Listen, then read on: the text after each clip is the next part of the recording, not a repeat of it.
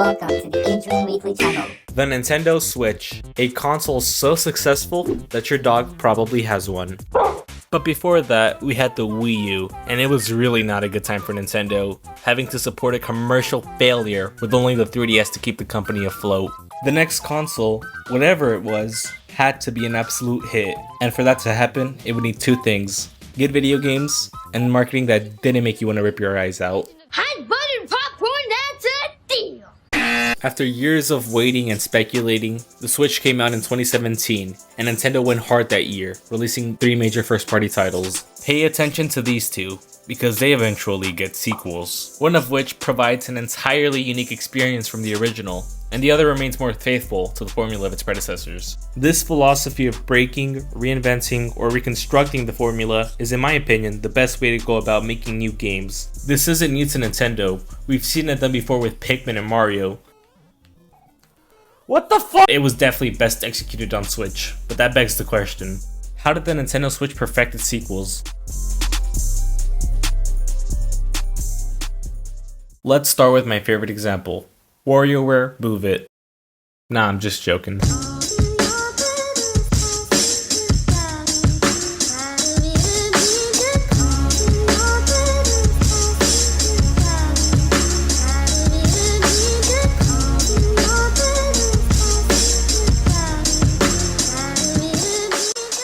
Splatoon 2 was released on July of 2017, a mere 2 years after Splatoon 1. It maintains all movement introduced in the first game: swimming, strafing, jumping, squid bagging, it's all virtually the same. The changes come in the form of new maps, new weapon classes such as the Brellas and Dualies, new music,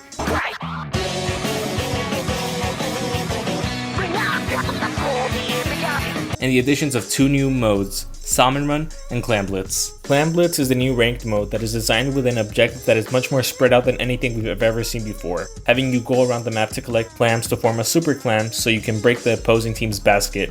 The team with the most points scored wins the whole game. This is the most controversial game mode, as it requires a lot more internal communication within your team. Put the clams in the frickin' basket, Mary! I can't, my controller died 2 minutes ago, Josh! I'm personally not a big fan of Clam Blitz since I queue into ranked games by myself, but maybe that's just me, I don't know. Moving on to the second game mode introduced, we have Salmon Run, and this one is a doozy. Instead of fighting an opposing team, 4 players are tasked with defeating hordes of computer-controlled salmonids who form the backbone of the Salmon Run. There are Lesser Salmonid and Boss Salmonid. Lesser Salmonid focus on attacking and overwhelming the enemy player with simple attacks, like a panhandle or whatever they have. Boss Salmonid each have their own unique attacks and will drop 3 golden eggs when defeated. These golden eggs are essential to move on to the next wave, and if you don't meet the quota, then the game stops, and you are now scolded by Mr. Grizz for not doing your job correctly. Dumbass. The game will only stop if all 4 players are dead or if you don't meet the quota in 100 seconds. The interesting thing about respawning in Salmon Run is that it's done by your teammates and it's not done automatically like in Ranked or in Turf War.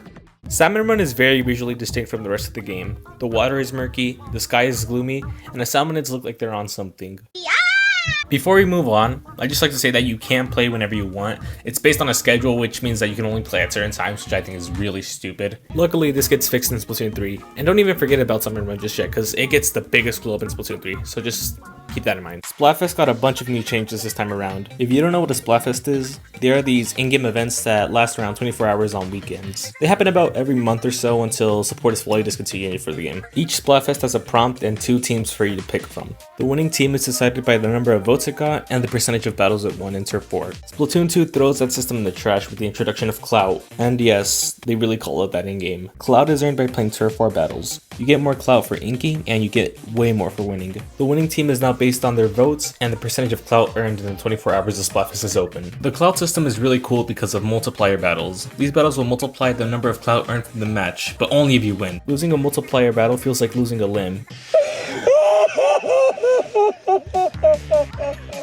The best part about Splatfest, at least in my opinion, is definitely the visual overhaul of the maps and multiplayer modes. Everything now takes place during the night, dimming everything down. There are exclusive music tracks played in-game, which you are listening to right now in the background. The ink glows and the idols are holding a concert in the game's plaza. These elements bring the game to life and bring some nice variety, even if it's just for one day. And speaking of variety, we have Pearl and Marina. They're the game's 2 idols, which is to say the celebrities of the Splatoon world. They play a key role in Splatfest, the Unskippable News, and an Octo expansion, which I will not give get into in today's video because I'm too broke to afford it. Capping off the Splatoon 2 segment, we have the story mode, and it's exactly the same as Splatoon 1. I'm sorry, but the campaign is just not very interesting to me. I mean, yeah, the levels are well designed, but they just have no creative appeal, man. They look like they were made in a basic 3D map creator.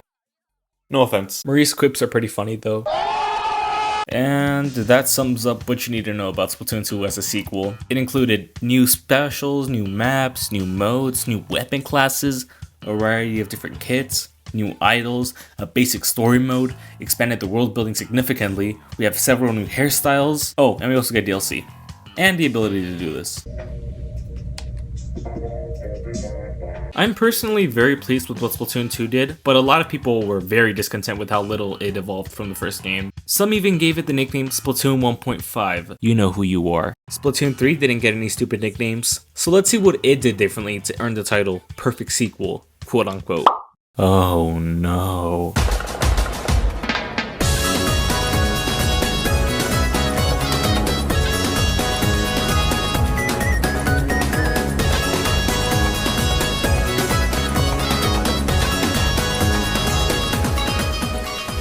Splatoon 3 isn't very distinct from Splatoon 2, and it doesn't have to be because Splatoon is always going to be fun no matter what. Splatoon has never felt better to play on, and a big reason for that is how much quality of life was introduced here. Getting into a match is a lot faster and more engaging than the last two games, and I'm not just saying that because the servers are dead now, but genuinely, being able to skip the news and being able to practice your shots makes the game feel so much faster and well-paced. Instead of being put in a room where all you can do is you can now just play the game regularly until the match starts, which is pretty cool. This whole game feels refreshing. And speaking of refreshing, Summer Run gets the biggest glow up ever in this game. New maps, new modes, new features, oh my gosh! We have mega bosses who look like Godzilla. We have a new mode where the Salmonids go attack multiplayer maps and modes.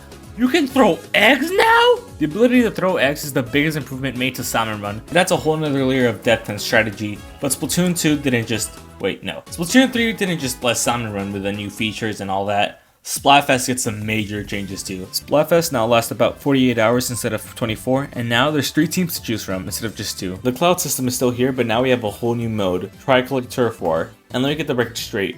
This is the best Splatoon mode ever introduced. It is the perfect blend of chaos, strategy, and just pure unadulterated Splatoon fun. The only issue is that Tricolor Turf War is only available at halftime of the Splatfest, so you can only play it for about a day, and even then Splatfests are few and far between. Lastly but not leastly, we have the story mode, which is also greatly improved. The creative appeal is much better here, with Alterna, the hub world, and the levels being just way better designed in terms of creativity.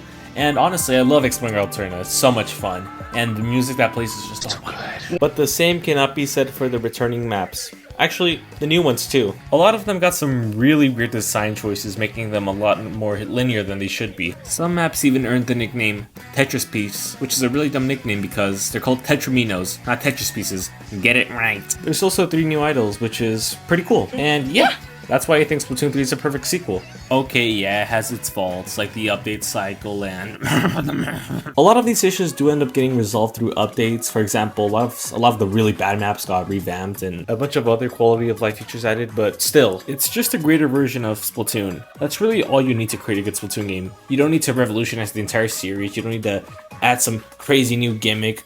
Tradition is good, and with Splatoon, tradition is all you need. But the same cannot be said for Breath of the Wild. Breath of the Wild is by no means a traditional Zelda game, and I could never do it justice in just this one video. The world is just so big, and it has so many secrets, curves, and enemies, and oh my gosh, where do I even start? But what I can tell you is that Breath of the Wild's game philosophy stems from curiosity of the player. There's an added emphasis on exploration, and making what you can out of this new Hyrule. You unlock a set of abilities called runes very early on, and they just help you solve puzzles by, I don't know, like freezing water, or throwing bombs, or stopping time. You're also given a glider by some old dude, and after that, the game is pretty much yours to explore. The only limit is your disgusting bedsheet. Breath of the Wild has many great rewards for continuing the story and exploration. Completing shrines, which are like mini dungeons, will get you spirit orbs, 4 of which can be traded in for a health upgrade or a stamina, both of which are permanent. Completing a divine beast, which is kind of like the main story guys, I think.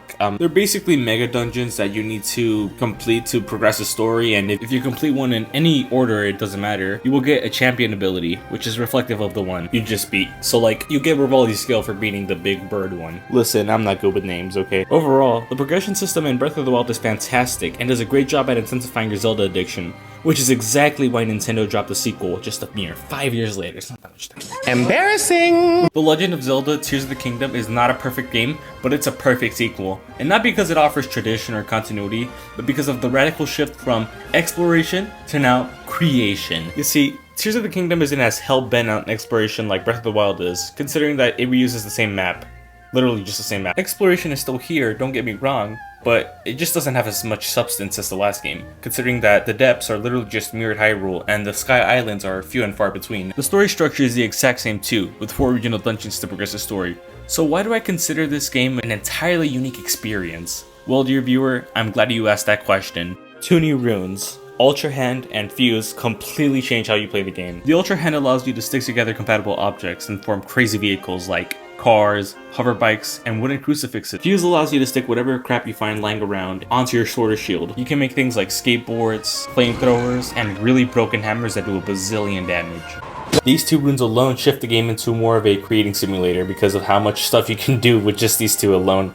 And honestly, I really enjoy these runes. They're a lot of fun to play around with, and I think that makes it an entirely unique experience from the original. And I think that's great for a series like Zelda, where every game feels like its own adventure. Also, Tears of the Kingdom has the best finale in all of Nintendo, so just thought that was worth mentioning. But Tears of the Kingdom isn't a revolution. What? How could it be when it uses the exact same map? But don't forget the new major additions to this map, which include having the same map. Dude, the video's over. Shut up. The Nintendo Switch is a console with many great titles, and with the end of its lifespan nearing, we've got some amazing sequels to close off the Switch's life. But this raises an interesting question. Should the next console be a hybrid, or should it be a traditional home experience for better gaming? Well, dear viewer, that's a question for another video. So, for now, have a good one, and stay weekly.